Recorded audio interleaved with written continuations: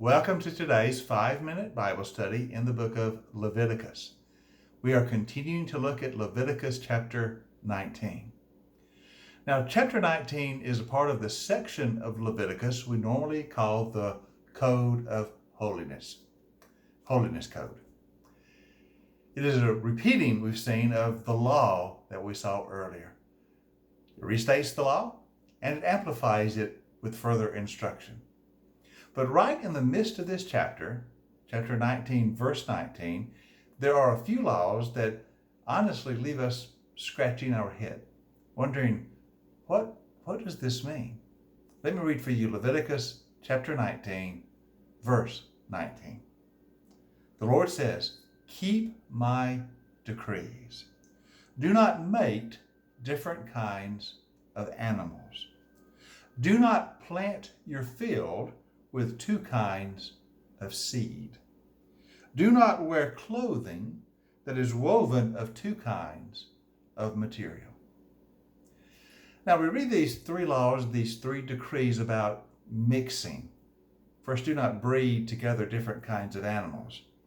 Then do not sow different kinds of seed in the same field.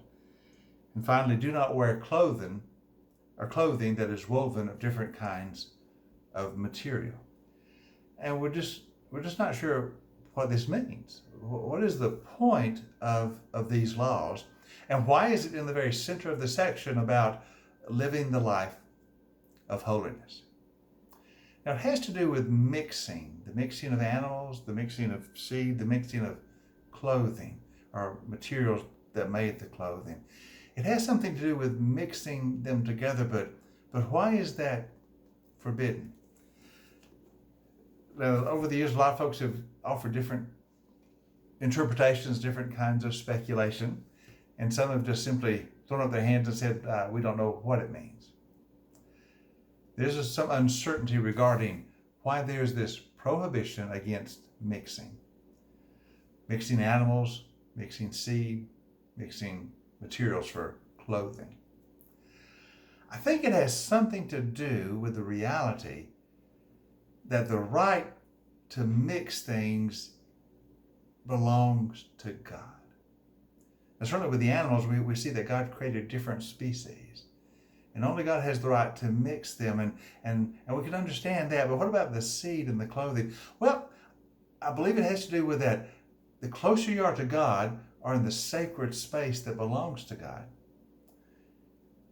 that's where you find the authority from the throne of heaven to mix things.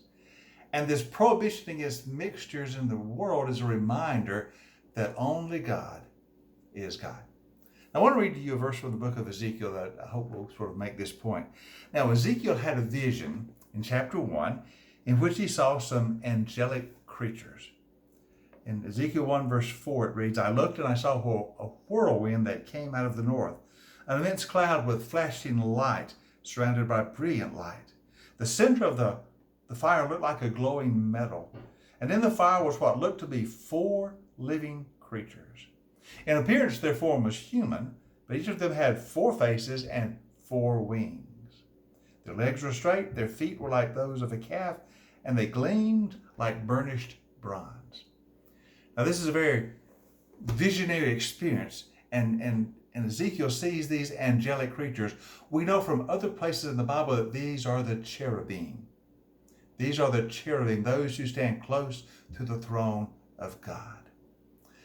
We also know that when the Ark of the Covenant was made, instructions given to Moses on the mountain, cherubim were on the ends of the mercy seat that sat on top of the Ark of the Covenant. So in the very Holy of Holies, that most sacred space in the tabernacle, you find the presence of the cherubim, these angelic creatures who stand by the throne of God.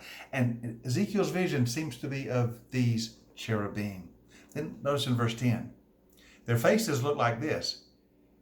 Each of the 4 had the face of a human being, and on the right side it had the face of a lion, on the left the face of an ox, and each also had the face of an eagle. Such were their faces. Now, I believe this is a symbolic presentation of visionary experience of these cherubim. But notice the mixture. Face of a human, face of a lion, the face of an ox, the face of an eagle. You see, we see this mixing together in the very presence of God. It is symbolic of sacred space. It is symbolic of the Holy of Holies. In other words, that rite of mixing things, that kind of mixture, belongs only to God. And therefore, the Israelites were constantly reminded of this in their daily life, in the clothing they wore, in how they planted their field, and how they looked upon their animals, their livestock. They realized that only God, in his sacred space, has the right of mixture. In other words, only God is God, and we are not. And so we must worship him as God and follow his decrees. And these laws are very symbolic, I believe, in reminding us that God alone is God. We are his creation, and we are to serve him and worship him and adore him as the creation of his hand. I believe that's what these laws about the mixture have to do with. I know it's kind of confusing to us.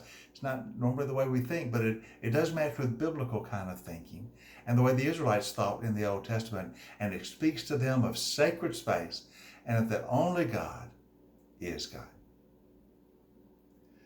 Hope you join us tomorrow as we continue our 5-minute Bible study in the book of Leviticus.